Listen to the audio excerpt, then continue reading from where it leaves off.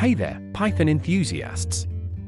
Welcome back to the 100 Days of Python series. Today is day 27, and we're continuing our journey with Pandas. In this video, we'll cover filtering and transforming data, grouping and aggregation, and handling missing data effectively. Ready to dive deeper into the world of Pandas? Let's get started. Filtering and transforming data is crucial when working with datasets.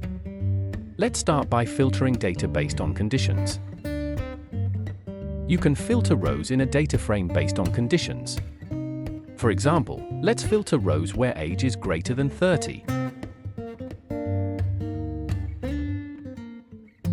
You can also transform data using methods like apply and map. For example, let's convert all names to uppercase. Grouping and aggregation are powerful techniques for summarizing data. Let's see how to group data and perform aggregation functions. You can group data by a column and then apply aggregation functions like sum, mean, etc. For example, let's group by city and calculate the average age.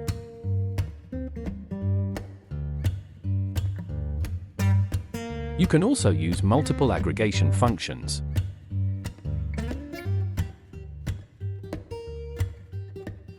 Handling missing data is essential for maintaining data quality. Let's explore some methods to handle missing data in Pandas. You can check for missing data using the isNull method and sum them up to get the total count of missing values.